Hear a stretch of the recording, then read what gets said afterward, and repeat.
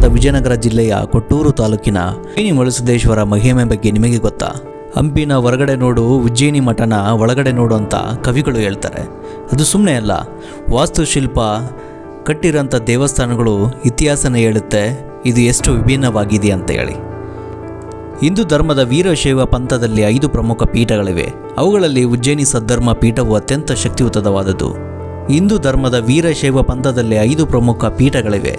ಅವುಗಳಲ್ಲಿ ಉಜ್ಜಯಿನಿ ಸದ್ಧರ್ಮ ಪೀಠವು ಅತ್ಯಂತ ಶಕ್ತಿಯುತವಾದದ್ದು. ಜಗದ್ಗುರು ಶ್ರೀ ಮಳುಸಿದ್ಧ ಶಿವಾಚಾರ್ಯರು ಈ ಪೀಠದ ಮೂಲ ಪುರುಷರು. ಇಲ್ಲಿನ ವಿಶೇಷವೇನೆಂದರೆ ಮಳುಸಿದ್ಧರು ಜನಸಾಮಾನ್ಯರ ಕಷ್ಟಗಳನ್ನು ನೀಗಿಸಲು ಇಲ್ಲಿ ನೆಲೆಸಿದರು ಎಂಬ ನಂಬಿಕೆ ಇದೆ. ಅನೇಕರಿಗೆ ತಿಳಿಯದ ವಿಷಯವೇನೆಂದರೆ ಉಜ್ಜಯಿನಿಯ ಈ ಮಣ್ಣಿನಲ್ಲಿ ಒಂದು ವಿಶಿಷ್ಟವಾದ ಅಯಸ್ಕಾಂತೀಯ ಮತ್ತು ಆಧ್ಯಾತ್ಮಿಕ ಕಂಪನ ಇದೆ ಎಂದು ನಂಬಲಾಗುತ್ತದೆ. ಯಾಕೆಂದರೆ ಸಿದ್ಧರ ಕಾಯಕದ ಬಗ್ಗೆ ತಿಳಿಯೋದಾದರೆ ಮಳುಸಿದ್ಧರು ಕೇವಲ ಧರ್ಮ ಪ್ರಚಾರ ಮಾಡಲಿಲ್ಲ, ಬದಲಿಗೆ ಕೃಷಿ ಮತ್ತು ಕೆರೆಗಳನ್ನು ಕಟ್ಟಿಸುವ ಮೂಲಕ ಕಾಯಕವೇ ಕೈಲಾಸ ಎಂಬ ತತ್ವವನ್ನು ಆಚರಣೆಯಲ್ಲಿ ತಂದವರು. ಶಿಖರಕ್ಕೆ ತೈಲಾಭಿಷೇಕ. ಇಲ್ಲಿ ವರ್ಷಕ್ಕೊಮ್ಮೆ ನಡೆಯುವ ಶಿಖರಕ್ಕೆ ತೈಲ ಸುರಿಯುವ ಆಚರಣೆ ಕೇವಲ ಧಾರ್ಮಿಕ ಕ್ರಿಯೆ ಅಲ್ಲ. ಈ ತೈಲವು ಕೆಳಗೆ ಬೀಳುವಾಗ ಅದಕ್ಕೆ ವಿಶೇಷವಾದ ಔಷಧೀಯ ಗುಣಗಳು ಬರುತ್ತವೆ ಎಂಬುದು ಭಕ್ತರ ಅನುಭವ. ವಾಸ್ತುಶಿಲ್ಪದ ವೈಭವ. ಈ ದೇವಾಲಯವು ವಿಜಯನಗರ ಕಾಲದ ವಾಸ್ತುಶಿಲ್ಪದ ಮೇಲೆ ಪ್ರಭಾವ ಬೀರಿದೆ. ದೇವಾಲಯದ ಒಳಭಾಗದಲ್ಲಿರುವ ಕೆತ್ತನೆಗಳು ಮತ್ತು ಕಂಬಗಳು ಕಲ್ಯಾಣಿ ಚಾಲುಕ್ಯರ ಶೈಲಿಯನ್ನು ನೆನಪಿಸುತ್ತದೆ. ಇಲ್ಲಿನ ಶಿವಲಿಂಗ ಮತ್ತು ಮಳುಸಿದ್ಧರ ಮೂರ್ತಿಗಳು ನೋಡಲು ಅತ್ಯಂತ ತೇಜಸ್ವಿಯಾಗಿವೆ. ಗರ್ಭಗುಡಿಯಲ್ಲಿ ಪ್ರಾರ್ಥಿಸುವಾಗ ಸಿಗುವ ಪ್ರಶಾಂತತೆ ಬೇರೆಲ್ಲೂ ಸಿಗದು. ಮಳುಸಿದ್ಧರು ಬೆಂಕಿಯಲ್ಲಿ ನಡೆದು ಬಂದು ಜನರಿಗೆ ಸನ್ಮಾರ್ಗ ತೋರಿದರೆ ಎಂಬ ಕಥೆ ಇದೆ. ಶಿಖರಕ್ಕೆ ಹಚ್ಚಿದ ಎಣ್ಣೆಯು ಯಾವುದೇ ಕಾಲದಲ್ಲೂ ಕೂಡ ಕೆಡುವುದಿಲ್ಲ ಎಂಬ ನಂಬಿಕೆ ಕೂಡ ಇದೆ. ಇಲ್ಲಿ ನೀಡುವ ವಿಭೂತಿ ಪ್ರಸಾದವು ಮನೋವ್ಯಾಧಿಗಳನ್ನು ಗುಣಪಡಿಸುತ್ತದೆ ಎಂಬುದು ಜನರ ಗಾಢ ನಂಬಿಕೆ. ಉಜ್ಜಯಿನಿ ಕೇವಲ ಒಂದು ಪ್ರವಾಸಿ ತಾಣವಲ್ಲ, ಇದು ಅಹಂಕಾರವನ್ನು ಅಳಿಸಿ ವಿನಯವನ್ನು ಕಲಿಸುವ ಪವಿತ್ರವಾದ ಭೂಮಿ.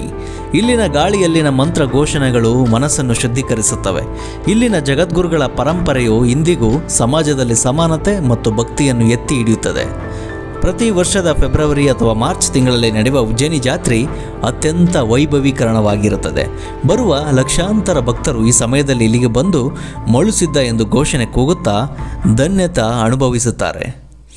ಸೊ ಮಳುಸಿದ್ದೇಶ್ವರರ ಪವಾಡ ಹಾಗೂ ಮಳುಸಿದ್ದೇಶ್ವರರು ಇಲ್ಲಿ ಏಕೆ ಬಂದರು, ಹೇಗೆ ನೆಲೆಸಿದ್ರು ಅನ್ನೋ ಬಗ್ಗೆ ಕಂಪ್ಲೀಟ್ ಡೀಟೇಲ್ಸ್ ಬಗ್ಗೆ ನಾವು ತಿಳಿದುಕೊಳ್ಳೋಣ. ಇವತ್ತಾರೆಲ್ಲ ಚಾನಲ್ ವಿಸಿಟ್ ಮಾಡ್ತಾಯಿದ್ರಿ ಫಸ್ಟ್ ಟೈಮ್, ಚಾನಲ್ ಸಬ್ಸ್ಕ್ರೈಬ್ ಮಾಡ್ಕೊಳ್ಳಿ. ಪ್ರತಿಯೊಂದು ಅಪ್ಡೇಟ್ ನಿಮ್ಮ ತನಕ ಬರಬೇಕಂತ ಹೇಳಿದ್ರೆ ಬೆಲ್ ಐಕಾನ್ ಪ್ರೆಸ್ ಮಾಡಿ. Let's get into the video. ಚಲೋ ಡನ್. ಕರ್ನಾಟಕದ ವಿಜಯನಗರ ಜಿಲ್ಲೆಯ ಕೊಟ್ಟೂರು ತಾಲೂಕಿನ ಒಂದು ಪುಟ್ಟ ಗ್ರಾಮ ಉಜ್ಜಯಿನಿ. ಆದರೆ ಈ ಮಣ್ಣಿನ ಶಕ್ತಿ ಜಗತ್ತಿಗೆ ತಿಳಿದಿದೆ. ಇದು ಕೇವಲ ಒಂದು ಗ್ರಾಮವಲ್ಲ, ಇದು ವೀರಶೈವ ಪಂಚಪೀಠಗಳಲ್ಲಿ ಅತ್ಯಂತ ಶಕ್ತಿಯುತವಾದ ಸದ್ಧರ್ಮ ಪೀಠ. ಮಧ್ಯಪ್ರದೇಶದ ಉಜ್ಜಯಿನಿ ಕುರಿತು ಎಲ್ಲರಿಗೂ ಗೊತ್ತು, ಆದರೆ ದಕ್ಷಿಣದ ಈ ಉಜ್ಜಯಿನಿಯ ಮಹಿಮೆ ಇನ್ನೂ ಅಪಾರ. ಇಲ್ಲಿನ ಪ್ರತಿ ಕಲ್ಲಿನಲ್ಲೂ ಮಳುಸಿದ್ಧರ ಪವಾಡಗಳ ಕಥೆಗಳಿವೆ.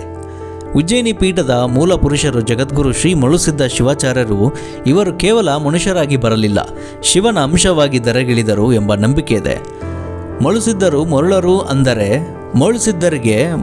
ಮಳುಸಿದ್ದೇಶ್ವರಿಗೆ ಮಳುಸಿದ್ದೇಶ ಅಂತ ಹೆಸರು ಏನಕ್ಕೆ ಬಂತ ಗೊತ್ತಾ? ಮಳುಸಿದ್ದೇಶ್ವರರಿಗೆ ಮಳುಸಿದ್ಧ ಅಂತ ಏನಕ್ಕೆ ಹೆಸರು ಬಂತಂತ ನಿಮಗೆ ಗೊತ್ತಾ? ಮರುಳರು ಅಂದರೆ ಲೌಕಿಕ ಜಗತ್ತಿನ ಮಾಯೆಗೆ ಸಿಲುಕದ ಪರಮಾತ್ಮನ ಧ್ಯಾನದಲ್ಲಿ ಮರುಳಾದವರು ಎಂದರ್ಥ. ಹಾಗಾಗಿ ಇವರನ್ನು ಮಳುಸಿದ್ದೇಶ್ವರ ಅಂತ ಕರೀತಾರೆ. ಅಂದಿನ ಕಾಲದಲ್ಲಿ ಜಾತಿ ಭೇದ ಭಾವ ಇಲ್ಲದೆ ಎಲ್ಲರಿಗೂ ಲಿಂಗ ದೀಕ್ಷೆ ನೀಡಿ ಆಧ್ಯಾತ್ಮದ ಬಾಗಿಲು ತೆರೆದವರು ನಮ್ಮ ಮಳುಸಿದ್ಧರು. ಅವರು ಒಣಗಿದ ಕೋಲನ್ನೇ ನೆಲಕ್ಕೆ ಚುಚ್ಚಿದಾಗ ಅದು ಚಿಗುರಿತು, ಬರಗಾಲವಿದ್ದಾಗ ಅವರ ಸ್ಪರ್ಶದಿಂದ ನೀರು ಚಿಮ್ಮಿತು ಎಂಬ ಅನೇಕ ಕುರುಹುಗಳಿವೆ. ಇಂದಿಗೂ ಅವರ ಯೋಗ ಶಕ್ತಿ ಈ ಪರಿಸರದಲ್ಲಿ ಆವರಿಸಿದೆ ಎಂದು ಭಕ್ತರು ಇವಾಗಲೂ ಕೂಡ ನಂಬ್ತಾರೆ. ವೀರಶೈವ ಧರ್ಮದ 5 ದಿಕ್ಕುಗಳ ಪೀಠಗಳಲ್ಲಿ ಉಜ್ಜಯಿನಿಯು ಪಶ್ಚಿಮ ಪೀಠ. ಸಿಂಹಾಸನ, ಇದನ್ನು ಸದ್ಧರ್ಮ ಸಿಂಹಾಸನ ಎಂದು ಕರೆಯುತ್ತಾರೆ. ಅಂದರೆ ಧರ್ಮವನ್ನು ಸತ್ಯದ ದಾರಿಯಲ್ಲಿ ನಡೆಸುವ ಪೀಠ. ಈ ಪೀಠಕ್ಕೆ ಸಾವಿರಾರು ವರ್ಷಗಳ ಇತಿಹಾಸವಿದೆ. ಇಲ್ಲಿನ ಪ್ರತಿ ಜಗದ್ಗುರುಗಳು ಸಮಾಜಕ್ಕೆ ಕೃಷಿ, ಶಿಕ್ಷಣ ಮತ್ತು ದಾಸೋಹದ ದಾರಿಯನ್ನು ತೋರಿಸುತ್ತಾ ಬಂದಿದ್ದಾರೆ. ಇದು ಕೇವಲ ಪೂಜ್ಯ ಸ್ಥಳವಲ್ಲ, ಬದಲಿಗೆ ಆಧ್ಯಾತ್ಮದ ರಹಸ್ಯಗಳನ್ನು ಬೋಧಿಸುವ ವಿಶ್ವವಿದ್ಯಾಲಯವಿದ್ದಂತೆ. ಇಲ್ಲಿನ ಶಿವಲಿಂಗ ಮತ್ತು ಮೊಳುಸಿದ್ದರ ಮೂರ್ತಿಯು ಅತ್ಯಂತ ತೇಜಸ್ವಿಯಾಗಿದೆ. ಅಲ್ಲಿ ನಿಂತಾಗ ನಮಗೆ ಯಾವುದೇ ಅಜ್ಞಾತ ಶಕ್ತಿಯು ಆವರಿಸಿದಂತಾಗುತ್ತದೆ. ಈ ದೇವಾಲಯವು ಶಿಖರ ಅತ್ಯಂತ ಎತ್ತರವಾಗಿದ್ದು ವಿಜಯನಗರ ಕಾಲದ ಶೈಲಿಯನ್ನು ಹೋಲುತ್ತದೆ. ಇಲ್ಲಿನ ಅತಿ ದೊಡ್ಡ ವಿಶೇಷವೇನೆಂದರೆ ಶಿಖರಕ್ಕೆ ತೈಲಾಭಿಷೇಕ. ಶಿಖರದ ಮೇಲಿನಿಂದ ಸುರಿಯುವ ಎಣ್ಣೆಯು ಯಾವುದೇ ಅಶುದ್ಧತೆ ಇಲ್ಲದೆ ಕೆಳಗೆ ಬರುತ್ತದೆ. ಈ ತೈಲವನ್ನು ಮನೆಗೆ ಒಯ್ದು ಪೂಜಿಸಿದರೆ ರೋಗ ರುಜಿನಗಳು ವಾಸಿಯಾಗುತ್ತವೆ ಎಂಬ ಅಚಲ ನಂಬಿಕೆ ಇದೆ. ಇದನ್ನು ವಿಜ್ಞಾನಕ್ಕೂ ಮೀರಿದ ನಂಬಿಕೆ ಎನ್ನಬಹುದು. ಪ್ರತಿ ವರ್ಷ ಫೆಬ್ರವರಿ ಅಥವಾ ಮಾರ್ಚ್ನಲ್ಲಿ ನಡೆಯುವ ಉಜ್ಜಯಿನಿ ಜಾತ್ರೆ ಕರ್ನಾಟಕದ ಅತಿ ದೊಡ್ಡ ಜಾತ್ರೆಗಳಲ್ಲಿ ಒಂದು. ಇಡೀ ಕ್ಷೇತ್ರವು ದೀಪಗಳಿಂದ ಕಂಗೊಳಿಸುವಾಗ ದೇವಲೋಕವೇ ಧರೆಗಿಳಿದಂತೆ ಭಾಸವಾಗುತ್ತದೆ. ಅಂದು ಲಕ್ಷಾಂತರ ಜನರು ಶಿಖರದ ಮೇಲೆ ಸುರಿಯುವ ಎಣ್ಣೆಯನ್ನು ಹಿಡಿಯಲು ಸಾಲುಗಟ್ಟಿ ನಿಲ್ಲುತ್ತಾರೆ. ಇದು ಭಕ್ತಿಯ ಪರಾಕಾಷ್ಠೆ. ಇಲ್ಲಿನ ಜಾತ್ರೆಗಳಲ್ಲಿ ವೀರಗಾಸೆ, ನಂದಿಕೋಲು, ಕುಣಿತದಂಥ ಹಳೆ ಕಲೆಗಳು ಇಂದಿಗೂ ಜೀವಂತವಾಗಿವೆ. ಪ್ರತಿ ಊರಲ್ಲೂ ಪ್ರತಿ ಹಳ್ಳಿಗಳಲ್ಲೂ ಜಾನಪದ ಕಲೆಗಳು ಮರೆಮಾಚುವಾಗ ಇಲ್ಲಿ ಈ ಸ್ಥಳದಲ್ಲಿ ಜನಪದ ಕಲೆಗಳು ಇಂದಿಗೂ ಆಚರಿಸುತ್ತಾರೆ. ಉಜ್ಜಯಿನಿ ಎಂಬುದು ಕೇವಲ ಕಲ್ಲು ಮಣ್ಣಿನ ಗುಡಿಯಲ್ಲ, ಅದು ನಮ್ಮ ಅಂತರಾತ್ಮದ ಕನ್ನಡಿ. ಮೊಳುಸಿದ್ದರು ಹೇಳಿದಂತೆ ಹೊರಗಿನ ಅಶುದ್ಧತೆಯನ್ನು ತೊಳೆಯುವ ಮೊದಲು ಒಳಗಿನ ಅಹಂಕಾರವನ್ನು ತೊಳೆದುಕೊಳ್ಳಬೇಕು. ಬದುಕಿನಲ್ಲಿ ದಾರಿ ಕಾಣದೇ ಇದ್ದಾಗ, ಮನಸ್ಸು ಅಶಾಂತವಾದಾಗ ಒಮ್ಮೆ ಉಜ್ಜಯಿನಿ ಕ್ಷೇತ್ರದ ಮಣ್ಣಿನಲ್ಲಿ ಕುಳಿತು ನೋಡಿ. ಅಲ್ಲಿನ ಮೌನವು ನಿಮಗೆ ಉತ್ತರ ನೀಡುತ್ತದೆ. ಇಂದಿಗೂ ಇಲ್ಲಿನ ಜಗದ್ಗುರುಗಳು ಸಮಾಜದ ಶಾಂತಿಗಾಗಿ ನಿರಂತರವಾಗಿ ಶ್ರಮಿಸುತ್ತಿದ್ದಾರೆ.